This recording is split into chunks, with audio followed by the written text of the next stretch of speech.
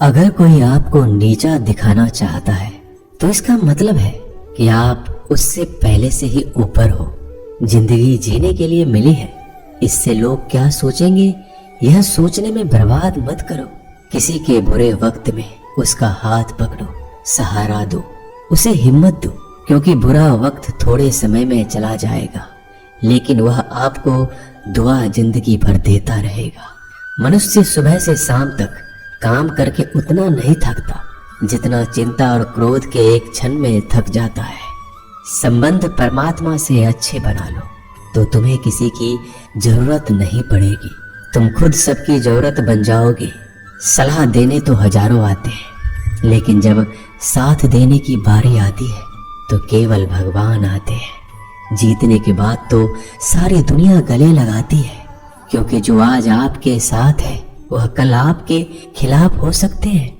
बिना मतलब के कोई आपकी इज्जत नहीं करेगा, लेकिन खुद को इतना काबिल बनाओ कि लोग बिना मतलब के भी आपका इज्जत करें। भगवान कहते हैं सोने से पहले तुम सबको माफ कर दिया करो और तुम्हारे जागने से पहले मैं तुम्हें माफ कर दूंगा। भगवान ऑक्सीजन की तरह है जिन्हें आप देख नहीं सकते, लेकिन उसके बिना आप रह भी नहीं सकते। कोई और तुम्हारी मदद नहीं कर सकता, अपनी मदद स्वयं करो। आप खुद के सबसे अच्छे मित्र हैं और सबसे बड़े दुश्मन भी। इंसान तब समझदार नहीं होता जब वह बड़ी बातें करने लगे, बल्कि समझदार तब होता है जब वो छोटी छोटी बातों को समझने लगे। आप किस समय सही थे इसे कोई याद नहीं रखता, लेकिन आप किस समय गलत थे ये सब याद रखते हैं। सब दुख दूर होने के बाद ही मन प्रसन्न होगा, यह आपका भ्रम है। मन प्रसन्न रखो, सब दुख दूर हो जाएंगे, ये हकीकत है। किसी भी व्यक्ति की कोई भी बात बुरी लगे तो दो तरह से सोचो। यदि व्यक्ति महत्वपूर्ण है तो भूल जाओ, और बात महत्वपूर्ण है तो व्यक्ति को भूल जाओ। रिश्तों का संबंध सिर्फ रक्त से नहीं होता, जो मुसीबत में हाथ थाम ले उससे बड़ा कोई रिश्ता नहीं होता। भगवान कहते हैं तुम सब कुछ मुझे सौंप दो, सारा दर्द परेशानी, और बिल्कुल हल्के होकर मुझे याद करो। धीरे धीरे तुम्हारा जीवन बदल जाएगा। हर रोज रात को सोने से पहले भगवान को अपनी पूरी दिनचर्या बता के सोएं। अगर आपके द्वारा किसी का दिल दुखा है तो मन ही मन उससे माफी मांगे। अगर आपका किसी ने दिल दुखाया है तो उसे माफ करके सारी चिंताएं भगवान को सौंप कर सो जाए।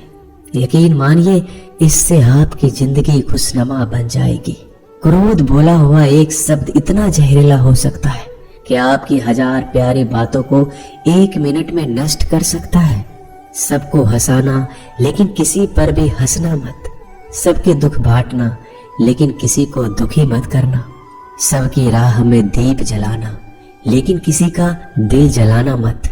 यही जीवन की रीत है, जैसा बोओगे वैसा ही पाओगे। दुआएं और प्रार्थनाएं असंभव को भी संभव बना देती है। ईश्वर को ना हमारे तन की जरूरत है ना धन की, उसको तो बस पवित्र मन की जरूरत है।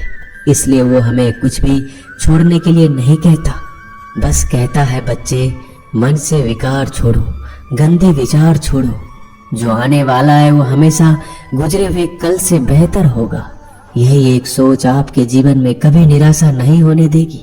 झूठ कितना अजीब है, खुद बोलो तो अच्छा लगता है, दूसरे बोले तो गुस्सा आता है।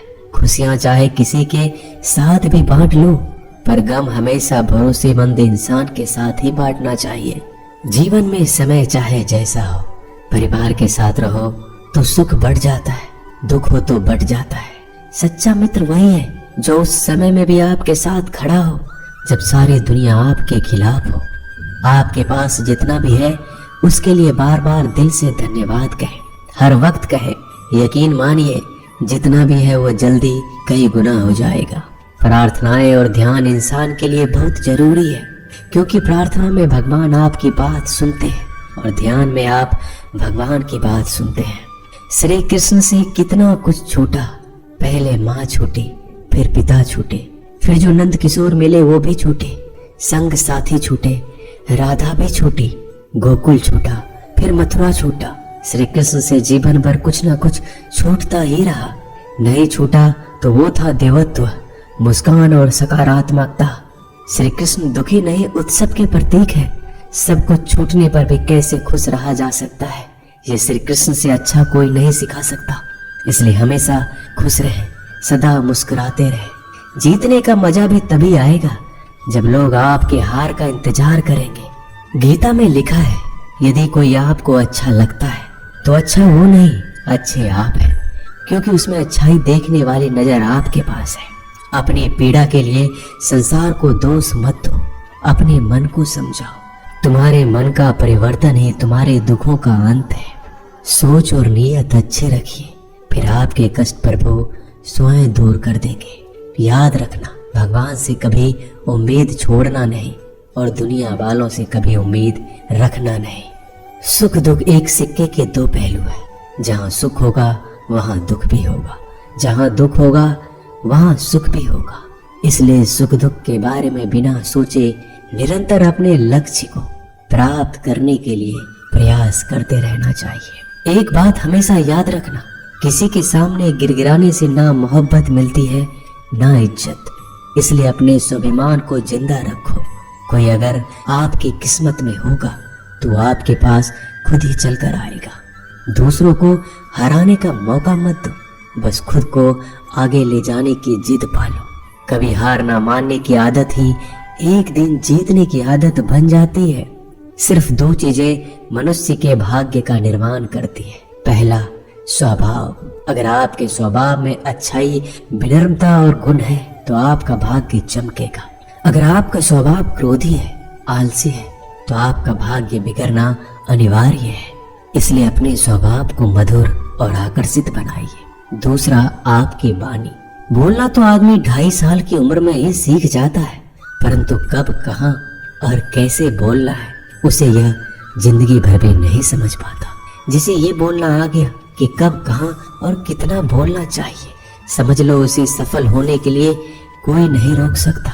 पिता से बड़ा कोई सलाहकार नहीं, माँ की छांव से बड़ी कोई दुनिया नहीं, भाई से अच्छा कोई भागीदार नहीं और बहन से बड़ा कोई शुभ चिंतक नहीं। इस मतलबी दुनिया से कोई मतलब ना रखो, और मतलब रखना है तो अपने मतलब से मतलब रखो। दुआएं मांगने से किसका भला होता है, मिलता तो वही है जो हमने बोया होता है।